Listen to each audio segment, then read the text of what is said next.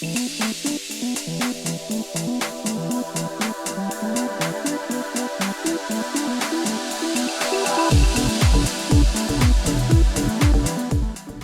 over the years, I know one of our personal favorites at Future U has been the Reporters Roundtable. And that's where we get to bring in a few higher ed reporters to talk through the news of the day and what it means. And we get to go really behind the story, if you will. And today we're going to do a variation on that format because recently the Chronicle of Higher Education did their own take on the March Madness bracket with a lineup of the top scandals and controversies in higher ed over the past quarter century. Chronicle reporter is joining us to talk about what this version of March Madness says about college life and the future of higher education. That's ahead on this episode of Future U.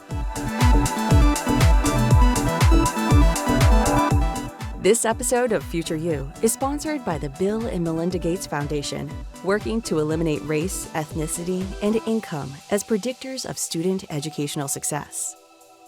This episode of Future U is sponsored by Ascendium Education Group, a nonprofit organization committed to helping learners from low-income backgrounds reach their education and career goals. For more information, visit ascendiumphilanthropy.org.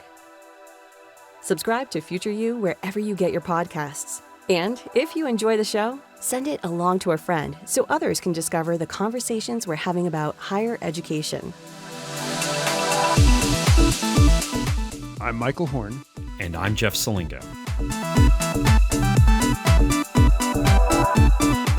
All right, Michael, I hope you and our listeners are ready for something different. As regular listeners of the show know, I used to be editor of the Chronicle of Higher Education. It's really where I learned all about higher ed. And when I left, I stayed connected with many of the reporters there. We've had several on the show over the years, as you know, for our reporter roundtables. And both of us, of course, have contributed articles to the Chronicle. Yes, I'm tracking you so far, Jeff. Where's it going? Okay, so Michael, when one of those reporters, Jack Stripling, who now hosts the Chronicle's College Matters podcast, reached out to me with the idea of effectively being on each other's podcast, I was kind of intrigued. And then he presented this. In their March 25th episode, Jack, along with Sarah Brown, a senior editor at the Chronicle, and Andy Thomason, who's assistant managing editor, they sat down to effectively have a fantasy football type of draft, but they were drafting controversies in higher ed. In their words, reliving the most memorable presidential gaffes, faculty feuds, and maybe a sex scandal or two. Now, Jack was one of the last people I hired before I moved out of being editor of the Chronicle. So Jack, who's joining us now, maybe I'll blame you for that. But I'm not going to give you a copy of The Art of War like you did to Ed Richardson. And for our listeners to understand that reference, you're going to need to listen to that March 25th episode of College Matters.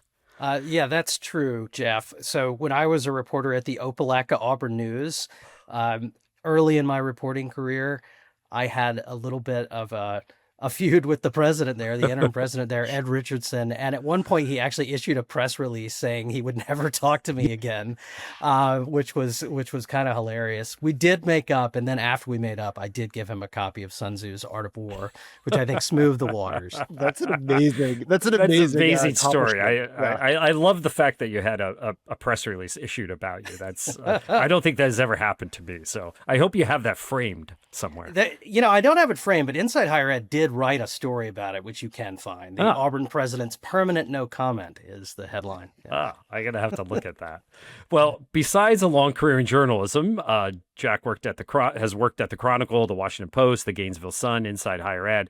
The other thing to know about Jack is that he graduated from Florida State, where he got his bachelor's degree, and then Auburn, where he earned his master's degree. And Jack, before you got to the Chronicle, I recall Scott Smallwood and I, who was an editor there with me, we did an analysis of where reporters and editors in the newsroom went to college. And all I recall is that we were really underrepresented among public universities. So the fact that you have 2 degrees from big publics, that probably put you over the top in getting hired. Well, Jeff, I mean, the fact that you reach down into the great unwashed and pulled me from my swampy existence into the Chronicle is something to which I'm eternally grateful to you for. But yes, I do think we have pretty good public school representation at the Chronicle. Well, indeed, the other counterparts that you had on this episode, they also went to a public. Of course, they went to Carolina, so things must be really changing at the Chronicle. Fair enough. Yes, they actually both went to Chapel Hill, the people I did the show with.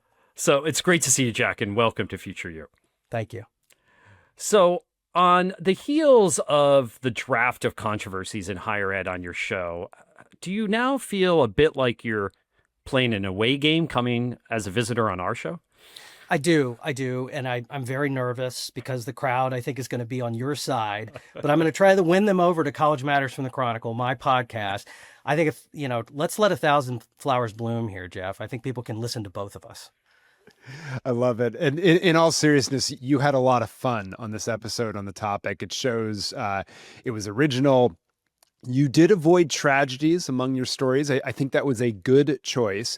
And you all have 3 very different rosters of storylines that came out at the end of 4 common categories. You had Hot Mike, Hey Big Spender, Presidents Behaving Badly. That sounds like a spring break episode or something. And then you had the wild card. And just so folks know where each landed, I'll get to say the starting lineup, if you will, for each of you. Sarah, I think we could nickname her team the Cinderellas because, as she said, many of hers were very under the radar. But for Hot Mike, she had Drown the Bunnies. For those that don't remember, that occurred at Mount St. Mary's University from the president there. We'll get more into that. Hey Big Spender, her one was the student recruitment effort by going on safaris from the president at Western New Mexico University. For Presidents Behaving Badly, she had the Lost Souls at Bluefield State University. We're definitely going to get into that one. And then her wild card was, Is That Our Chancellor in a Porno? Which was, of course, the University of Wisconsin lacrosse story that has really unfolded over the last year or two. That's one of the more recent of these scandals. And then Andy's lineup, he went to his alma mater, UNC Chapel Hill, for the academic fraud scandal for Hot Mike. For Hey Big Spender, he had the $550 olive jar with Scott Scarborough at the University of Akron, the president there.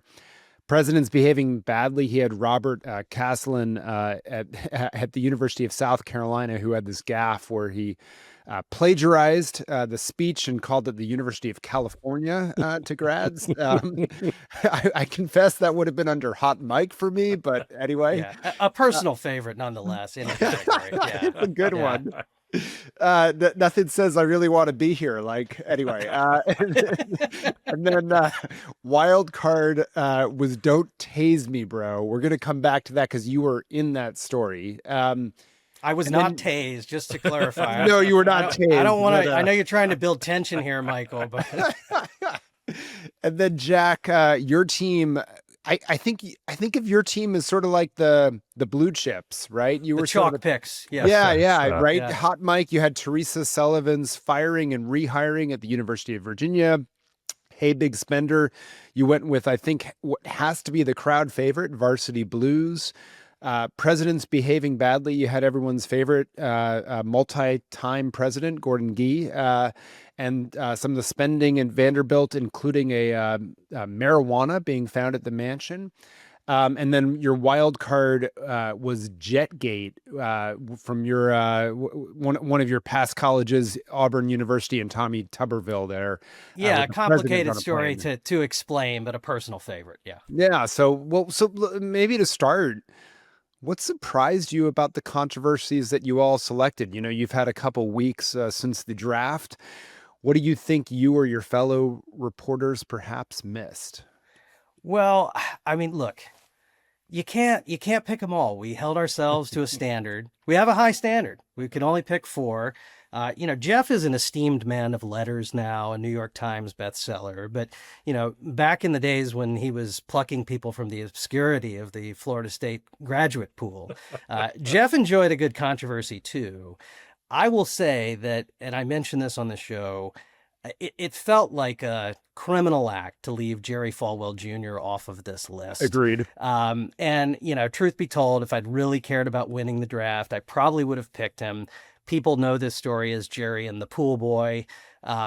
This was back in, when was it that this happened? I think it was like 2019, 18. Yeah, something like that. Yeah, 2020, Reuters broke the story that Jerry Falwell's wife, Jerry Falwell Jr., was president of Liberty University at the time, had an affair with a pool attendant they met in Miami. And this was kind of the culmination of the fall from grace for Falwell, who is a complex figure. Liberty's name and its money are all tied to his father, Jerry Falwell Sr. And what's interesting about Jerry Falwell Sr. is that he's known in part as the televangelist who survived the 80s without having a sex scandal. So it's kind of ironic that Jerry Falwell Jr. essentially had his career undone by a sex scandal. Not even his own, but yeah. Yeah, exactly. Well, I mean, the jury's out on whether he was present for any of these activities, but he says he wasn't. But he's a figure that always has intrigued me as a reporter, and that's part of what the fun of revisiting these controversies was opening our notebooks as reporters and talking about things we had done with these presidents or stories we had reported about them. Back in 2015, Jerry Falwell Jr. was making all sorts of news because he loved guns. And he wanted all of the students at Liberty, this evangelical university, to get concealed carry permits. And he even said he carried a gun on the stage at some kind of Liberty event. But I was so intrigued by this gun nut president that I actually went out and shot guns with Jerry Really? at a gun range that was at Liberty. And so he's always been one of these very eccentric figures, not unlike Gordon Gee. I mean, he is unlike Gordon Gee, but he's one of these interesting personalities in higher education that make this such a fun thing to write about. And I really wish I'd been able to find room for him on my bracket, but I just couldn't do it. Yeah, we're going to get back to that, Jack, because I sometimes think that presidents have become a little boring. Don't you think, Michael? Well, Jeff, this is where I wanted to bring you in because you have this austere background when you were the Chronicle. Is there something you would have had on your list, or you can comment if you prefer around the three teams we have here and what surprised you about theirs? Well, first of all, I want to point out for those who are watching us on video, they actually have like a little bingo card here that they put together. Jack, is this available, or did you just send this to us? I will make sure you get a copy. I'm sure we've tweeted them out. Yeah, let's put it in the show notes. We'll put it in the show notes, but it's a great bingo card so you can follow along, listeners are trying to follow along. They don't know how to process this information, Jeff. Well, I'm probably the oldster here, so I would have loved to crash that Chronicle draft. I'm a little disappointed you didn't invite me. And you said the show was about a quarter century of scandals. So I wanted to go back a bit further, Michael, all the way back to 2003. Okay. Because it's amazing to me how sometimes higher ed scandals repeat themselves. And in fact, when I first saw Jack's bingo card, and I saw Jetgate, I thought, that's interesting. I thought of John Shoemaker, who was forced to resign from the University of Tennessee's presidency in 2003 after his use of a university aircraft came under scrutiny. Now, what jogged my memory about this scandal, Jack, is that on the College Matters podcast, you said something like, all these scandals are derived from unforced errors, right? The hubris of people who sometimes hold these jobs. They just do things that are just kind of dumb sometimes. So that the part of the Shoemaker story that I always found interesting is that, he's lured away from the presidency of the University of Louisville, where he had famously hired Rick Pitino as the men's basketball coach. Now, Louisville liked him so much that they offered to pay him a bonus of $1.5 million if he would stay. Now, back in 2003, it's still a lot of money. Back in 2003, that was a lot of money. But he left anyway. And within a year at Tennessee, the story goes, he didn't like the university plane. So he asked the university to buy a new one. And that's when the trouble started, because the university said, why doesn't he like the plane? Wow, he's using this plane an awful lot. So they started looking into his travel. They found that he took the plane on a lot of personal trips. He forgot to tell Tennessee, for example, that he was serving as a trustee of a college in Greece, of all places. Now, some of this, what's interesting also about this is that some of this story came out because Shoemaker at the time was getting a divorce, and his former wife also testified about a lot of this stuff. And one of the things she had testified was that her husband had become president of Tennessee through a rigged process. She said that the university official had provided Shoemaker with questions that were asked of him later during the job interview with university trustees. In fact, in other words, he got the test answers in advance. And, after he stepped down, there was a full audit of his time at Tennessee, and there were so many eye-popping numbers. He had ordered $500,000 in renovations and new furnishings for the president's house, which had just been remodeled for $800,000 less than a year earlier. So a lot of other presidents in your draft who got done in by, expensive tastes. But, Jack, probably the one that surprised me the most on your team, and that's Teresa Sullivan, because it's really not a name that probably would be remembered today if not for the efforts to oust her over, not moving fast enough at the University of Virginia to adopt online education. And this was particularly in the moment when MOOCs, massive online open courses, were coming onto the scene. It was definitely controversial, but I don't know if it was scandalous. And you even admitted on the show that it might not break through in today's, fractured media environment. So I'm kind of curious about why you included that. Part of me makes it, part of what makes it interesting in today's higher ed landscape, of course, is that I'm not sure that there would be any president out there who would have the faculty rally to their defense like UVA's faculty did with Sullivan. What do you think about that? Do you think that there would be that many faculty rallying to a president's defense these days? I'm still stuck on the fact that you said I admitted that it wouldn't break through today. That I made this concession that this was a lesser pick. You remember this, Jeff? This was like the biggest thing in our world. It was like the biggest thing that had ever happened was the firing and rehiring of Teresa Sullivan. And there are some reasons for that, but I think you are on to something about what the faculty response may have been. We just did an episode with Lee Gardner recently about the deterioration of faculty administrative relations. So we know that no confidence votes are on the rise and presidential tenures are getting shorter. There's so much acrimony between faculty and presidents now that it's hard to envision presidents rallying around a president like she's a rock star, which is essentially what happened to Teresa Sullivan, who is decidedly not a rock star, as we know. But at the same time, that was the treatment she got. But here's why I think it might still happen if the fact pattern was the same. Sullivan, if you'll recall that turmoil, which happened in 2012, she was siding with what I would say is the faculty position. She was saying to this board, wait a minute, we're not going to dive headlong into online education. We're going to study this. I'm an incrementalist. We're going to think hard about the implications of this. We're probably going to have a bunch of committees, which is faculty's love language, that we're going to potentially have some committees. And so something remarkable happens, right? The board folds. They reinstate Teresa Sullivan because public opinion is so strongly on her side. So I think you're right. Maybe that wouldn't happen with faculty. But the thing that, and I'm curious what you think about this, Jeff, I think that if this happens today, the board never reinstates her. I think that these boards are stacked with these political appointees, and we have seen that they are impervious to public opinion. I mean, I don't think they'd care one bit if there was a faculty uprising over their firing of a president. Do you, Jeff?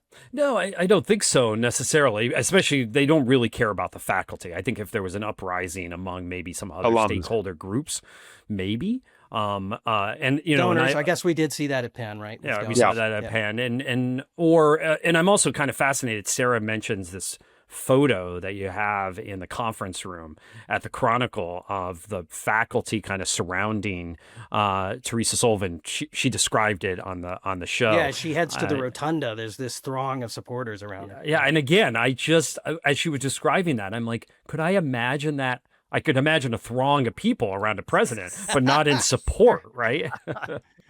Well, it's interesting because I remembered also as part of it was that she was also under negotiate, like she had been talking to Coursera or edX or whoever it was at the time. And then they were like, oh, you were having the conversation. And it was like just rampant lack of remembrance or communication from the president and the board on all sides. That feels very common still, frankly, today.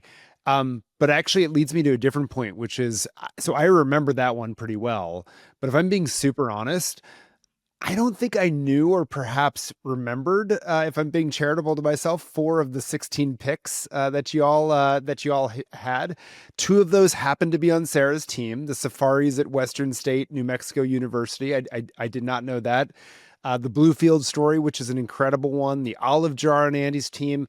And Jack, you're going to be mortified by this, given your role in the story, not being tased, but being present for the tasing. I guess I must have been under a rock, or I was writing my first book at the time with no salary. But I have zero recollection of the "Don't Tase Me, Bro" story. Well, Oh Michael, my goodness. yeah, Michael, I don't feel bad. I didn't remember 2 of them, Jack. Okay. The Bluefield State, where the president published the Substack newsletter bashing his own faculty for months. Also, the $550 olive jar for the renovation of the president's house at the University of Akron. And also this angry olive game that I guess was created from it, which I just laughed when I heard about that. And I guess, going back to the Shoemaker story I just told at the University of Tennessee, it seems like there used to be a lot more presidential house renovation scandals. Heck, even the Chronicle's presidential salary survey from the Form 990s used to just generate a lot more controversy, I think, than it does now. And I kind of wonder why. Jack, I'd be kind of curious about your reaction, but I think one is that in the modern presidency, first of all, I don't know how many are living in formal presidential houses anymore. That might be a story idea, by the way. I was at a meeting last year where a president of small college asked her counterparts how many of them sold off the university house, or they used it for something else than living in it now if it's on campus. And almost every hand in the room of maybe a dozen went up. So it was kind of surprising to me. And add to that, the $1 million a president making $1 million or over $1 million. It just doesn't seem to raise the hackles that it once did. I think it's just because they're all doing such a great job, Jeff. I mean, there's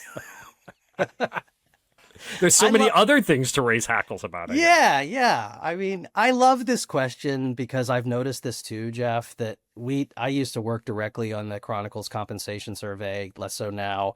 But I think that people like the late Ray Cotton, who was a lawyer who negotiated just countless college presidents' contracts, helped to normalize the multi-million-dollar presidential salary. And I think the only thing that makes people's jaws drop now is the football coach's salaries, or how much it costs to fire the football coach. I was looking at a story. USA Today did an analysis, I guess, last year that showed that major college athletics departments were going to spend $200 million collectively in the hiring and firing of football coaches and staff. So if you want to get ticked off about something, it's probably going to be athletic spending. The other thing I'd say about this, Jeff, and I think that this is part of why we did the controversy draft. It was fun, but we were also trying to say what's changed in our country, what's changed in our society. And how people react to controversies and what makes for one is part of that story. If you think about the financial crisis of 2008 or Occupy Wall Street in 2011, these were historical and cultural moments where people were really angry over compensation, and college presidents were swept up in that. People were looking at college presidents' compensation, and they weren't Goldman Sachs figures, but they were part of the same soup of just, executives just being overpaid. So context matters. The other thing is that people may not get ticked off about a few dozen college presidents who make over $1 million in base salary, but they get really upset about the tiniest things, not the tiniest things, but smaller things than that. And a great example of this is Ben Sass. He's the former U.S. senator who ran the University of Florida, self-styled fiscal conservative. But, he had a party with a $38,000 sushi bar, and that kind of thing will still get you in trouble. These $500 olive jars or $38,000 sushi bars, those things still matter. It's funny when you put those numbers in contrast with each other. The olive jar doesn't sound that bad, but they got a steep deal on the olive jar. Yeah, they're right. Like it sort of got off a little harsh. But okay, so what I really want to ask though is we've having a lot of fun with some of these stories, but I'm curious, like what they say about higher ed, not just at the time that they occurred, but, as far as this show is concerned, like what it means about the future of higher ed. And you just sort of hit on it, Jack, which is that athletics is part of the zeitgeist right now in a lot of ways around sort of outrage in different ways around higher ed. And it figures prominently in 3 of the stories that you picked out of that you all picked out of the 16. You had Jetgate with the Auburn president and board members looking to replace Tommy Tuberville. You had the UNC athletics, right, and the falsifying not just grades but also classes in some cases. And then even Varsity Blues has an athletic angle to it in terms of people fabricating, putting their faces on top of bodies that were not theirs, and showing that they played sports that they had never touched a lacrosse stick or whatever it was. So what do you make of that athletics is really a big undercurrent of these scandals in higher ed? I think you're onto something there too.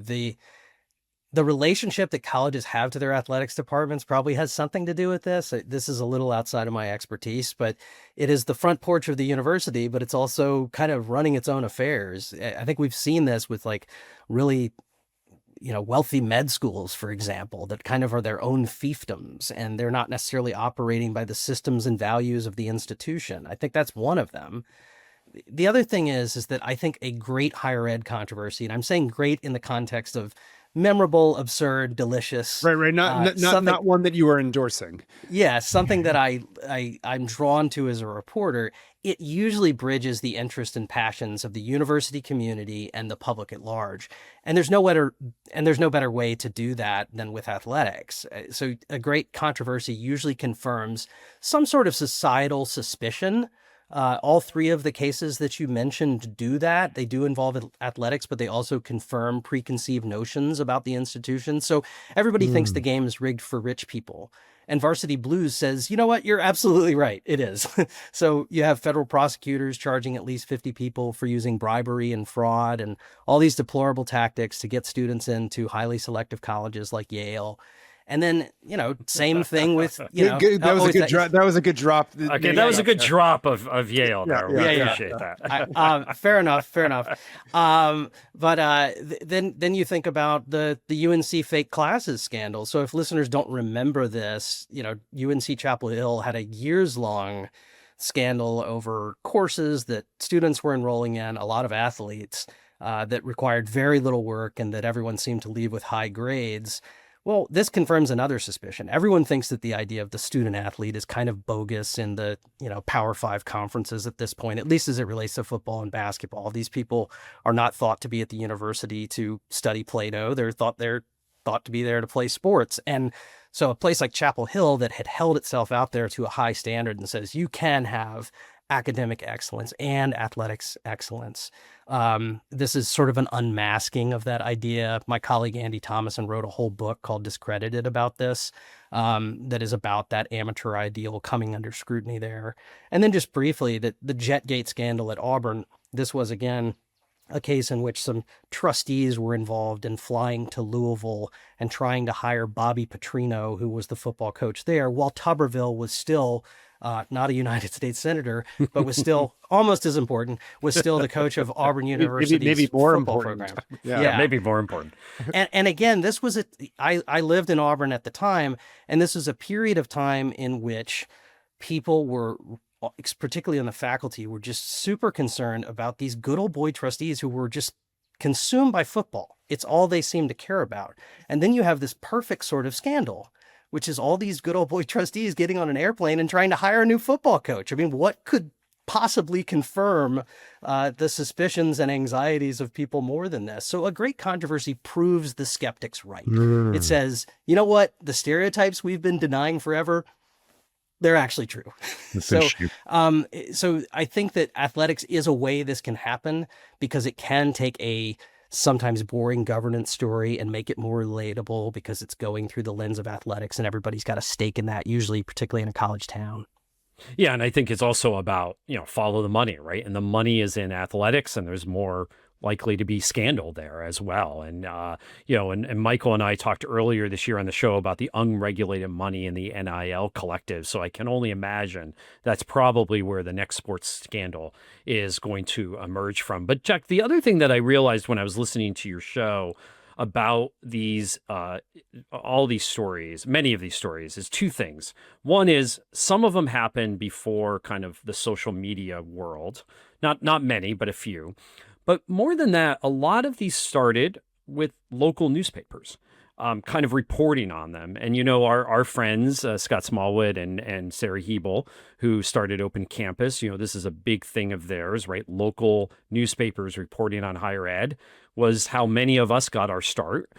It's how the Chronicle got a lot of its stories in those early days, was following local reporters like you.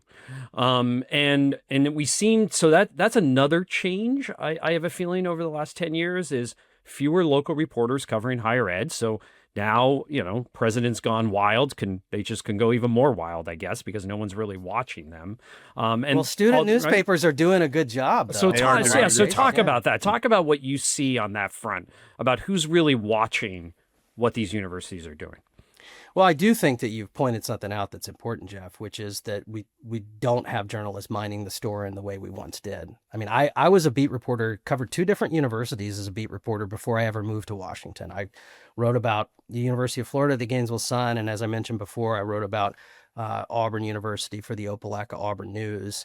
And you are never going to learn what you learn about the way a university operates as you do as a beat reporter, I don't think. I mean, going to trustee meetings literally every time they happen, going to faculty meetings literally every time they happen, faculty senate meetings, and churning a story out from them, and going to see John Kerry speak at a university event and seeing some kid get tased. These things happen if you're a local reporter, and so it's super important. I do think that college student newspapers are stepping into the void. A lot of big stories get broken by college student news reporters. The Ben Sass story about the sushi bar and, more importantly, the larger expenses that he incurred hiring people from his former political life was broken by Garrett Shanley, who was a reporter for the Independent Florida Alligator and later an intern for the Chronicle. So I'm actually optimistic about the people who are in the pipeline. I'm a little pessimistic about the industry, but there are good people who I think are prepared to write very smartly about higher education, specifically in the accountability space.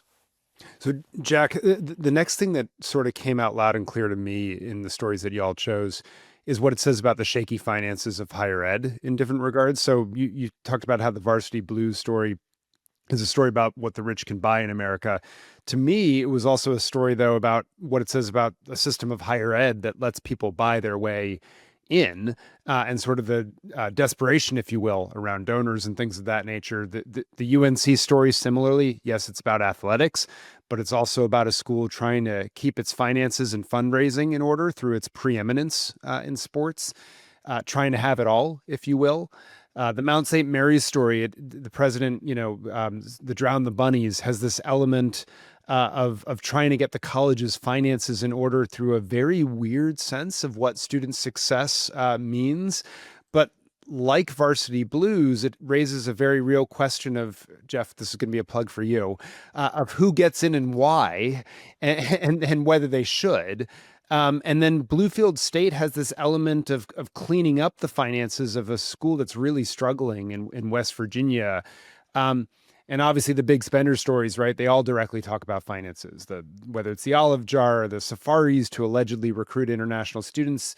And then you've got this $6 million renovation at Vanderbilt with Gordon Gee. And as a side note, since you brought up college reporting, one of the stories I wrote at the Yale Daily News when I was a reporter there was when Gee decided to leave Brown after just 2 years for the greener, more posh pastures at Vanderbilt, where his salary would be a couple $100,000 higher and his wife would get a nice tenured post, and presumably before the marijuana got thrown in. So, Jack, and the story ended after that. Nothing else ever right, happened. exactly. Nothing else. So I'll jump ahead. One of the things that's interesting, I think, is every single time Gee jumped to the next story, presidency, he said it would be his last. Interestingly enough, he promised every single one. So some of these stories obviously are from pre-2008 and the financial crisis that really broke open higher ed's business model, in my view. But I guess I'm curious to hear your take about, what these stories say about the state of higher ed financing. Oh, you're going to get me to make meaning here, Michael. I'm trying to be serious for a moment. Yeah. Damn it. All right. Okay. We should explain Drown the Bunnies, though. That was a Yeah, go college for it. president who he was the president. Simon Newman was the president of Mount St. Mary's. Is that right? Yep. Yeah. The Mount, as they call Yes. it. Yeah. And Where I and went to summer camp for basketball, so it's like a very Oh. meaningful place for me. Morgan Oh. Wooten used to be the coach there, so I for the see. summer. Yeah. And I think this was a student newspaper reported too, that he had said in some meeting, and that you're looking at these students as cuddly bunnies, and you have to drown the bunnies. Right. They wanted them. I think they wanted them to leave before a certain deadline, so they wouldn't be counted as Right students. before the Don't first quote me on this. semester, right? So that they wouldn't count in. I mean, I think it was probably The before retention. It was October. about retention rates, right? Yeah, but Yeah. right. If you got them out before October, they wouldn't even count as enrolled students or something like that in iPad. Right. So just in case people were wondering about what this bunny drowning was about, let me explain that. But what's the larger meaning is a great question. I do think that, I mean, look, it's a PR problem anytime you have a scandal, right? And if you look at how public opinion has turned against higher education over the past few years, I think one of the biggest single drivers has to be college costs. So it is related to the business model, and it is related to finances. I mean, Wellesley College just made news for doing what everyone knew would eventually happen, putting its sticker price above $100,000 a year. You add to that some serious concerns about whether colleges are doing anything for social mobility. Are they helping low-income people have better lives, or are they just perpetuating the good life for people who were born on third base? And there's a lot of evidence that it's the latter. So I think the business model has everything to do with public skepticism toward higher education, specifically college cost. And if you take high cost and little social mobility and toxic national politics, which we have added in the mix now, higher ed is losing the public opinion battle. And that means that the public is a lot less forgiving when things go wrong. And I also think that it stokes internal tensions that create internal conflict. When people are afraid about their futures, they turn on each other. And these are all occasions where different constituencies within a university are turning on each other. Higher education is a machine. We write about it as a machine. It's a delicate machine. It only works if all of these little pieces that really have no business working together actually find a way to work together. Students don't have any real reason to get along with college presidents, no matter what they try to tell you. Faculty are perpetually pissed off at presidents. Donors have a lot of say in what goes on in college education. Politicians have a lot of say, particularly at public universities, but now we're even seeing it privates with the pressure that's coming from the White House. So to get all of these pieces of the machine to work together is a problem no matter what. And when you add on top of it huge financial pressures that no one can seem to figure their way out of, it's no wonder that you're having flame ups on college campuses. The ingredients are there. Yeah. Well, okay, so we're going to take a break right there. And when we come back on the other side with Jack, we're going to talk about the professionalization of the presidency and tensions, more about these tensions between different factions on campus. That's ahead on Future You.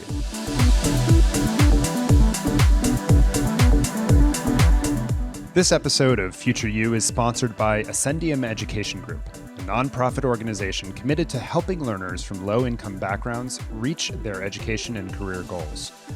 Ascendium believes that system-level change and a student-centric approach are important for our nation's efforts to boost post-secondary education and workforce training opportunities. That's why their philanthropy aims to remove systemic barriers faced by these learners, specifically first-generation students, incarcerated adults, veterans, students of color, adult learners, and rural community members. For more information, visit ascendiumphilanthropy.org. This episode is being brought to you by the Bill and Melinda Gates Foundation. Today's college students are more than just students. They are workers, parents, and caregivers, and neighbors. And colleges and universities need to change to meet their changing needs. Learn more about the Foundation's efforts to transform institutions to be more student-centered at usprogram.gatesfoundation.org. So welcome back to Future You, and another theme that comes out loud and clear, Jack, is this changing nature of the presidency in higher ed. And I must say, you know, in listening to this episode, I kind of yearn for those old days of these scandals, because presidents are kind of boring today. And perhaps it's likely the nature of the job and, mobile phones and social media that have contributed to all that, because they're constantly watching their back. They're more reserved, right? Maybe they're more worried about their job, saying the wrong thing. And they're also, as we know, protected by a slew of public relations officials on campuses. Trying to reach a president of a college these days is like trying to reach the president of the United States. And indeed, I'd say Trump offers more press gaggles than the typical college president. That's for sure. Can probably get him on Signal. Yeah. Probably could. They're probably talking about this right now. The one scandal, though, Jack, that Andy mentioned briefly, but I'm glad that you didn't let pass, was Evan Dobell.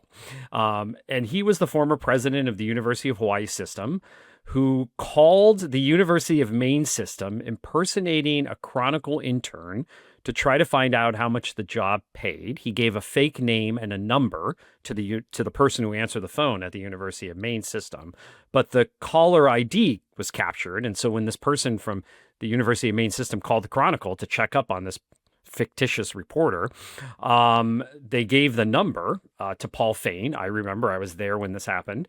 And Paul Fain, who was a real reporter, by the way, at the Chronicle, he called the number that the University of Maine gave him, and it turned out to be Evan Dobell. You think the 808 area code gave it away? I know. It's like, I mean, of course, left unsaid in all of this was why Dobell left Hawaii. It was, ready for this, spending.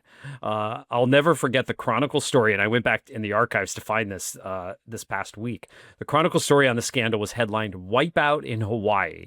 A president is toppled amid claims of arrogance, cronyism, and misspending." And by the way, Jack, those were the days when the Chronicle regularly sent reporters everywhere, including to Hawaii. They sent me to Hawaii twice, by the way. That was the beginning of the end, Jeff. I guess it is. I spent all of your future salary money, I guess. But my favorite tidbit from the audit of Dobell's spending was this. He took 25 donors and staff members to a Janet Jackson concert, and he paid for the tickets through a presidential discretionary fund. It was just a great story. And then, of course, as we've talked a couple of times already, we got Gordon Gee, who probably has the best trick whenever you get emails from him. I don't know if you've ever gotten emails from him, but his subject line is a simple period.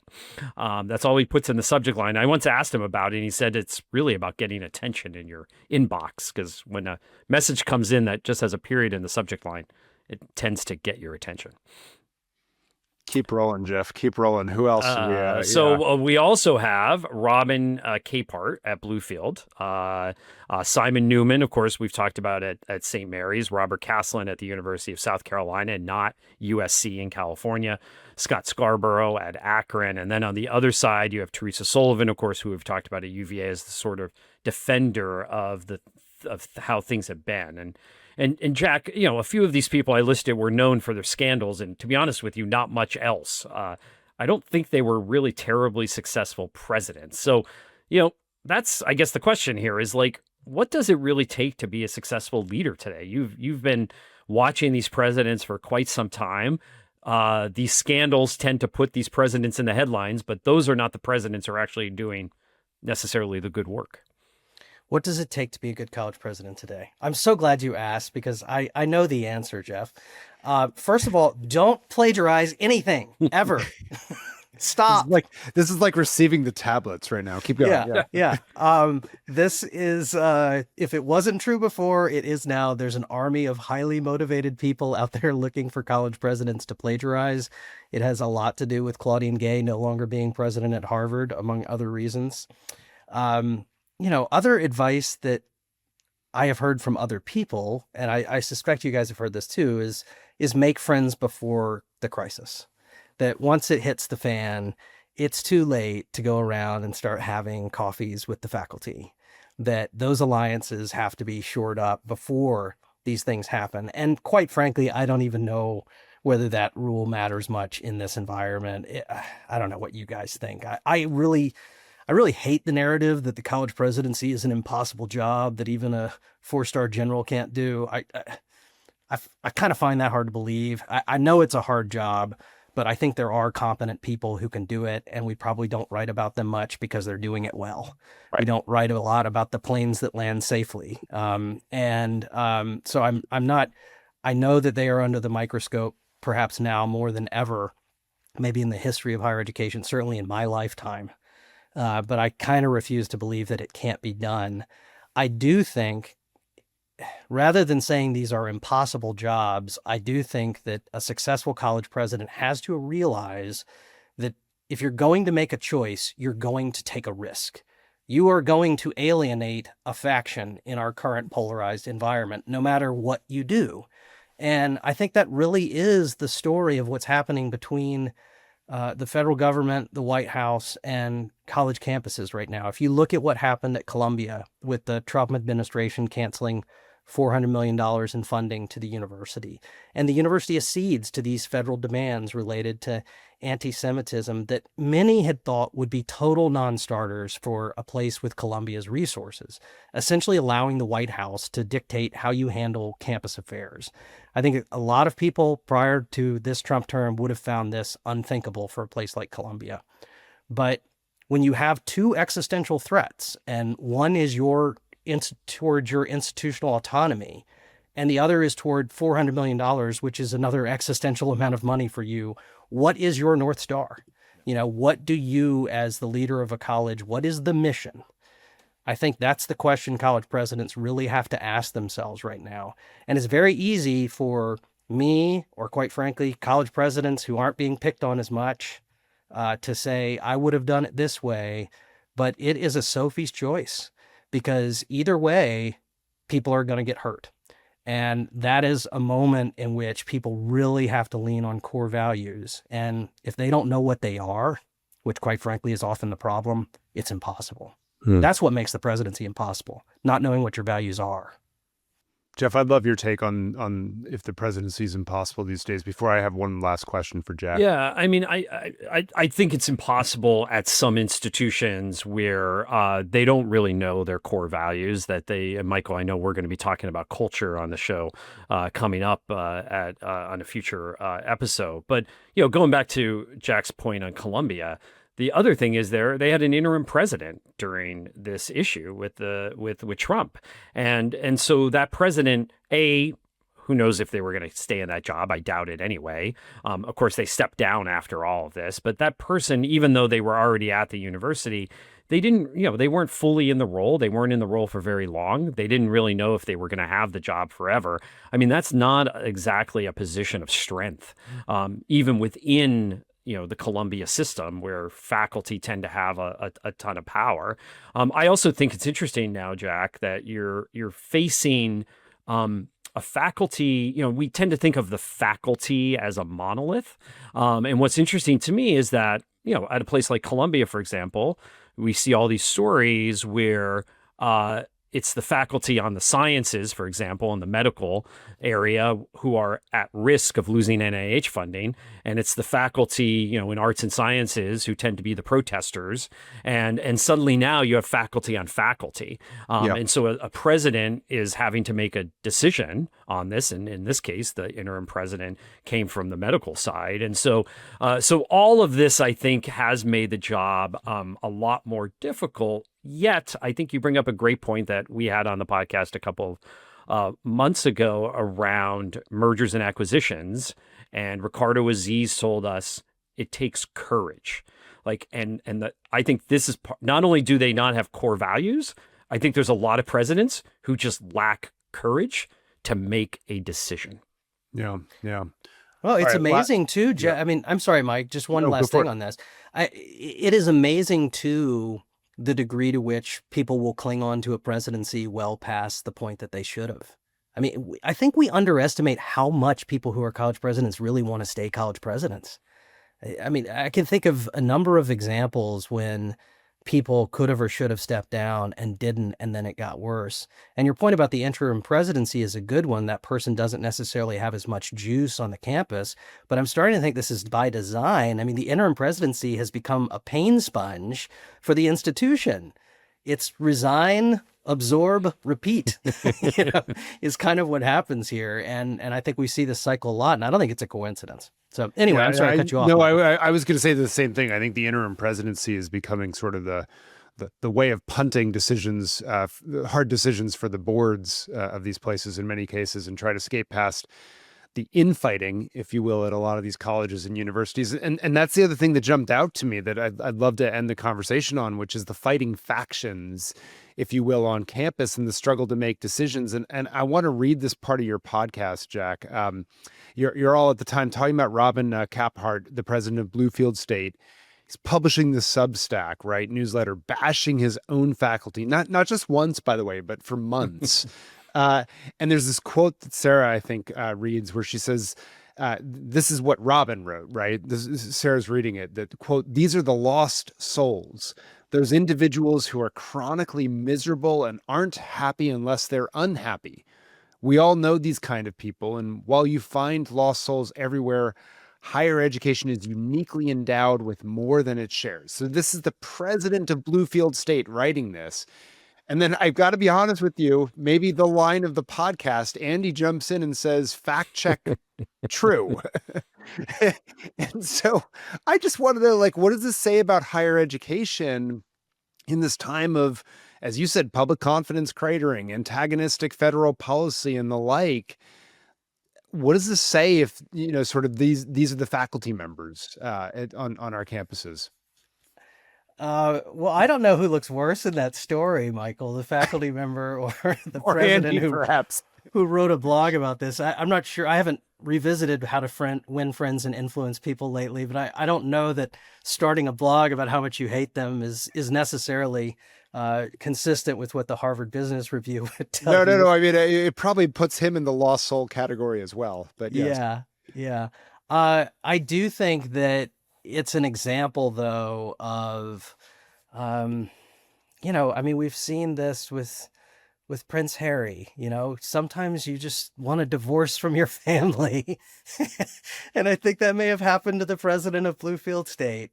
But if it says something about dealing with faculty in particular, it is probably that the history of faculty autonomy over certain matters within the institution is a core tenet of higher education that is constantly under threat.